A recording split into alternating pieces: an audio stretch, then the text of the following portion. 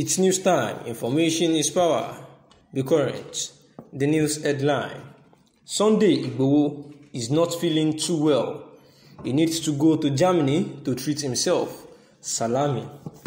Ibrahim Salami, one of the Cotonou Benin Republic-based lawyers of Yoruba Nation agitator Sunday Adeyemo, recently spoke with BBC Yoruba that Sunday Igboho is not feeling too well and he needed to travel to Germany for treatment.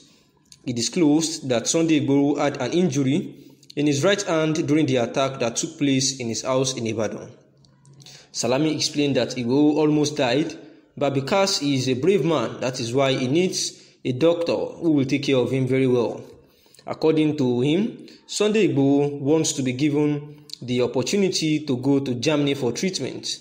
Salami explained that the reason Igboho wanted to travel through Cotonou is because he was coming from Nigeria and he wanted to pass through France to Germany to receive treatment before he was arrested in Cotonou. He further explained that before one speaks on law in public of Republic Benin, one has to be an expert because the law of Benin Republic is different from that of Nigeria. Salami said that they are working assiduously in order to ensure that Sunday Igboho regain his freedom from Cotonou. He stated that they have to follow the due process and that because Sunday Adeyemo was attacked at about 1:30 a.m. in July 1st, where they killed some of his aides and arrested some, of which he was able to escape that extrajudicial attempt on his life, and he sustained an injury on his right hand. And here is the Benin Republic lawyer Ibrahim Salami, that is Sunday Adeyemo, a Cotonou-based lawyer, saying that he needs to travel to Germany to get treatment. Chief Sunday Adeyemo has been held in Benin Republic since 20th of July 2021, and his health, as reported, is in a bad state. The Department of State Security Service had declared Igboho wanted after its operatives carried out a bloody raid on his residence in Soka area of Ibadan, your state. And the DSS Public Relations Officer, Peter Afunaya, had advised Igboho to turn himself in, saying that those cheering and eulogizing him may appeal to or advise him to do the needful. He should surrender himself to the appropriate authorities. He or anyone can never be above the law. However, Igboho's wife has since been released from police custody, while Igboho has remained in the detention in the West African country. Before now, that his spokesperson, Koiki, is saying that the president of the Benin Republic should look into the situation and allow him to seek urgent medical attention. Also, an analyst has said that the government of the country needs to look for a way to make peace with Sunday Igboho and Nnamdi Kanu. States and local governments, traditional rulers, religious groups, civil society organizations, youth, and all other stakeholders to support security agencies to perform better. Security is everyone's business, he said.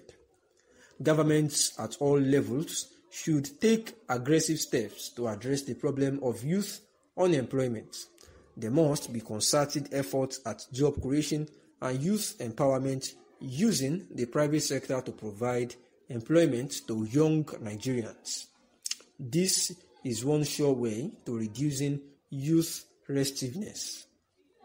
The federal government should urgently put in place enabling environment for the private sector to thrive in order to prevent more industries from folding up.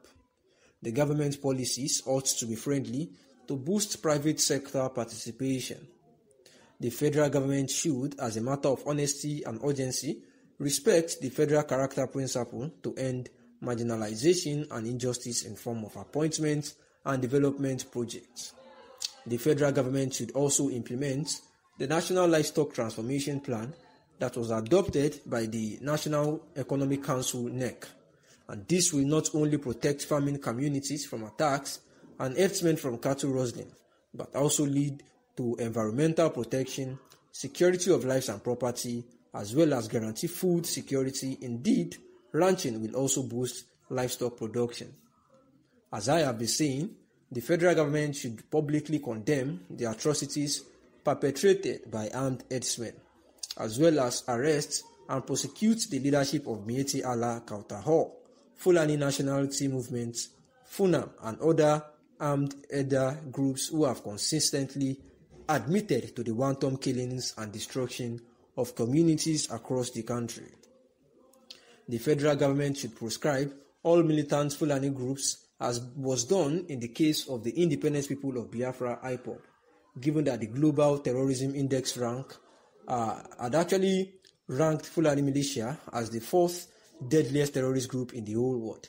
Therefore, the federal government needs to still proscribe these militant groups. The federal government should urgently convene a national dialogue of all ethnic nationalities to address the concerns being expressed by Nigerians. The presidency should urgently hold a meeting of stakeholders of the entire eastern Nigeria, devoid of party affiliation, probably here in Enugu, to discuss the challenges facing the people, which have given rise to youth restiveness and violence being witnessed across the region. The federal government should listen to patriotic calls from Nigerians and address worsening insecurities, injustice, marginalization, poverty, hunger, unemployment, and inflation to be able to end agitation across the country. It says that it must therefore appeal to youth and eastern region to uphold peace and non-violence approach in their agitation, saying that he believes that non-violence model is a better option, as it has worked in other parts of the world. He equally appealed to the youth to cease further destruction of federal government structures in the region.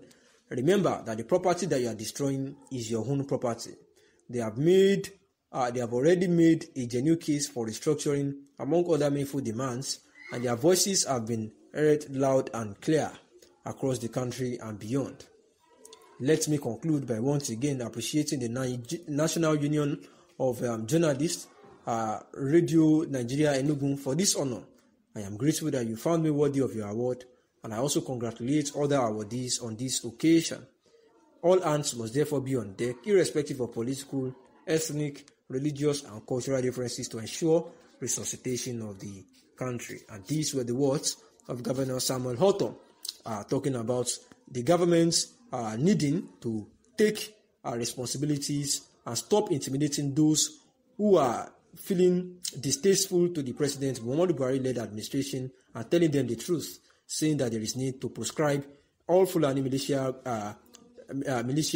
group has been also listed among the top terrorists in the world, and therefore the federal government needs to face them and proscribe them and leave those that are agitating for good governance alone, and also imploring those that are agitating for good governance to do that in good character and not destroy the properties of the government, because it is also their own property that they are destroying.